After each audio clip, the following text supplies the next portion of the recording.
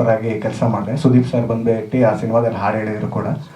ಇದಾದಮೇಲೆ ನೆಕ್ಸ್ಟ್ ನಂದು ಈ ಸಿನಿಮಾ ಡೆಬ್ಯೂ ಸಿನಿಮಾ ಆಗಿರೋದ್ರಿಂದ ಸೊ ನಂದು ಈ ಕೊರಿಯೋಗ್ರಫಿ ಕೂಡ ನಾನೇ ಮಾಡಿ, ನಿರ್ದೇಶನ ಕೂಡ ನಾನೇ ಮಾಡಿ, ಕತೆ ಕೂಡ ಇದು ಸೊಮೆ ಕತೆ.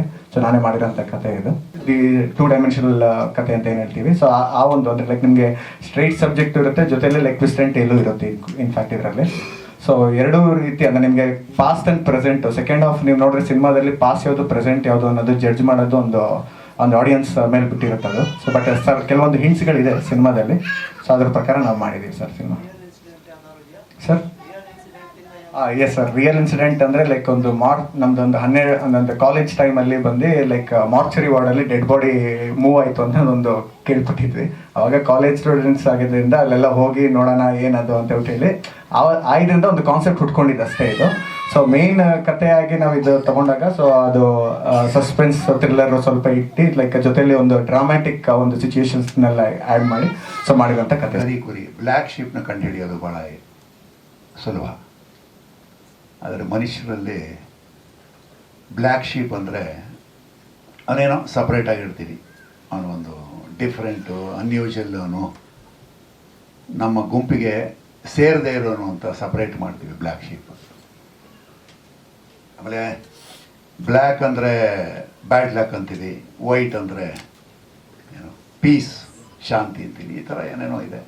ಜನಗಳನ್ನು ಕೆಟ್ಟದ್ದು ಮಾಡಿದ್ರೆ ಬ್ಲ್ಯಾಕ್ ಲಿಸ್ಟ್ ಮಾಡ್ತೀವಿ. ಸೊ ಬ್ಲ್ಯಾಕ್ ಹ್ಯಾಸ್ ನಾವು ತುಂಬ ಯೂಸ್ ಮಾಡ್ತೀವಿ. Though we dislike, black is actually very majestic ಅಲ್ವಾ.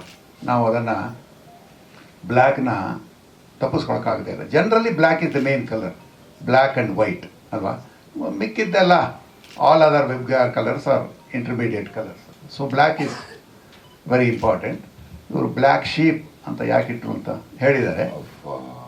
ಜೀವನ್ ಹಳ್ಳಿಕಾರ್ ಪರಿಚಯ ಆಗಿದ್ದರಿಂದ ಇವತ್ತರೆಗೂ ಲೊಕೇಶನ್ದಲ್ಲೂ ನೋಡ್ಕೊಂಡು ಬರ್ತಾ ಇದ್ದೀನಿ. Jeevan, you might get a few girl friends after my statements.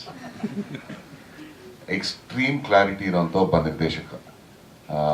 ಪ್ರತಿ ದಿನದ ಶೂಟಿಂಗ್ಗೆ ಅವನು ಹೋಗೋದಕ್ಕೆ ಮುಂಚೆ ಅವನು ಎಷ್ಟು ಶಾರ್ಟ್ ತೆಗಿತಾನೆ ಅಂತ ಲೆಕ್ಕ ಕೇಳಿದ್ರೆ I think he has the number of shorts in his mind. ಏನು ಶಾರ್ಟ್ಸ್, ಶಾರ್ಟ್ ಡಿವಿಷನ್ಸ್ ಅವನು ಕರೆಕ್ಟಾಗಿ ಗೊತ್ತದೆ. ಸೆಟ್ಟಿಗೆ ಕಂಪ್ಲೀಟ್ ಪ್ರಿಪೇರ್ಡ್ ಡೈರೆಕ್ಟರ್ ಆಗಿ ಅವನು ಬರ್ತಾ ಇದ್ದ. I could not believe that he was a first time director. ಕಥೆ ಹೇಗಾಗಿದೆ, ಸಿನಿಮಾ ಹೇಗಾಗಿದೆ ಅದೆಲ್ಲ ಒಂದು ಥರ ಆದರೆ ಒಬ್ಬ ಕನ್ನಡ ಚಿತ್ರೋದ್ಯಮದಲ್ಲಿ ಚಿತ್ರ ನಿರ್ದೇಶಕನಾಗಿ ಬರಬೇಕಾದ್ರೆ ಅದರಲ್ಲಿ ಬೇಸಿಕ್ ಕೆಲವು ಯೋಗ್ಯತೆಗಳು ಅಂತ ನಾವೇನು ಹೇಳ್ತೀವಿ, ಆ ಬೇಸಿಕ್ ಯೋಗ್ಯತೆಗಳಲ್ಲಿ most of it Jeevan tick ಮಾಡ್ಕೋತಾ ಬರ್ತಾ ಇದ್ದಾನೆ. ಆ ಯೋಗ್ಯತೆಗಳನ್ನೆಲ್ಲ ಇಟ್ಕೊಂಡಿದ್ದಾನೆ ಅವನು. He has come very well prepared for the shoot of his film. ಕಥೆನೂ ಅವನೇ ಬರ್ಕೊಂಡಿರೋದು ಬಹುತೇಕ. ಶೂಟಿಂಗ್ ಆಂಬಿಯನ್ಸ್ ಅಲ್ಲಿ the way he conducted the entire shoot, the preparation is the best thing that I have come through in this film. This is what we look forward in many times in the films where we act. A prepared director will always help an actor perform better. ಆ clarity ಇದ್ರಿಂದ ಇಲ್ಲಿ ಸಾಕಷ್ಟು ಜನ ನಾವು ಸುಮಾರಾಗಿ ಅಭಿನಯ ಮಾಡಿರ್ತೀವಿ, ನಮ್ಮ ಯೋಗ್ಯತೆಗೆ ತಕ್ಕಂಗೋ ಅಥವಾ ಅದಕ್ಕಿಂತ ಮೀರೇನೆ ಮಾಡಿರ್ಬೋದು ಕೆಲವರೆಲ್ಲರೂ. ಇಲ್ಲಿ the credit goes to the director. Thank you Jeevan, and I wish him more feature films in Kannada and ಬೇರೆ ಭಾಷೆಗಳಲ್ಲೂ ಆದರೆ ಮಾಡಲಿ. ಅವನಿಗೆ ಸಿನಿಮಾ ನಿರ್ದೇಶನ ಮಾಡುವಂತಹ ಯೋಗ್ಯತೆ ಖಂಡಿತ ಇದೆ. ಅವನನ್ನು ಸಪೋರ್ಟ್ ಮಾಡೋದಕ್ಕೆ ಅಶ್ವಿನಿ ಅವ್ರಿಗೂ ನನ್ನ ಧನ್ಯವಾದಗಳು. ಮತ್ತೆಲ್ಲರಿಗೂ ಶುಭಾಶಯಗಳು. ಮಾಧ್ಯಮದವ್ರು ಇದ್ದೀರಾ ಇಲ್ಲೆಲ್ಲರೂ. ಪಾತ್ರ ಒಂದು ಡ್ಯುಯಾಲಿಟಿ ಇರುವಂಥ ಪಾತ್ರ ಅಂತ ನಾನು ಶುರುನಲ್ಲೇ ಹೇಳ್ಬಿಟ್ಟೆ ಮೋಕ್ಷೇಂದ್ರ ಅವರೇ. ನಾನು ತಪ್ಪಿಸ್ಕೊಂಡೆ. ಅವ್ರು ಕಾಣಿಸ್ಬಾರ್ದು ಅಂತ ಎಡಿಟರ್ಗೆ ಹೇಳಿದ್ದಾರೆ. ಇದ್ದೀನಿ, ಖಂಡಿತ ಇದ್ದೀನಿ. ಆ್ಯಂಡ್ ಇನ್ನೊಂದು ವಿಷಯ ಹೇಳಬೇಕು, ಈ ಫಿಲಮಲ್ಲಿ ನನಗೆ ಪರ್ಸನಲಿ ಇಂಪ್ರೆಸ್ ಆಗಿದ್ದು the way the costumes are design. These are the 2 things even I will look forward to see in this film. ಮೋಕ್ಷೇಂದ್ರನ್ ವರ್ಕ್ ಅಂತ ಇದ್ದೀನಿ ನಾನು. ನೀವು ಗಾಬರಿ ಹುಟ್ಟಿಸ್ತೀರಿ, ನಮಗೆ ಗಾಬರಿ ಹುಟ್ಟಿಸ್ತೀರ, ಹೊಸಬ್ರಿಗೆ ಹೆಂಗಾಗಬೇಡ ಮೋಕ್ಷೇಂದ್ರ ನಿಮ್ಮ ಎದುರುಗಡೆ ಕೂತ್ಕೊಂಡು.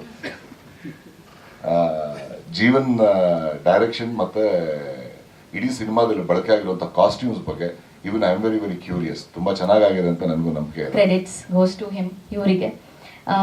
ಎರಡನೇದು ಅಶ್ವಿನಿ ಅವರು ಹಾಗೂ ಮಂಜುನಾಥ್ ಅವರು ಪ್ರೊಡ್ಯೂಸರ್ಸು, ನಮ್ಮ ಸಿನಿಮಾ ಪ್ರೊಡ್ಯೂಸರ್ಸು. ನನ್ನ ಕೋ ಆ್ಯಕ್ಟರ್ಸ್ ವಿಶಾಲ್ ಅವರು, ಪ್ರಶಾಂತ್ ಅವರು ಆ್ಯಂಡ್ ಶಿವಾಂಗಿ ಅವರು, ಎಲ್ರಿಗೂ ತುಂಬ ಥ್ಯಾಂಕ್ಸ್.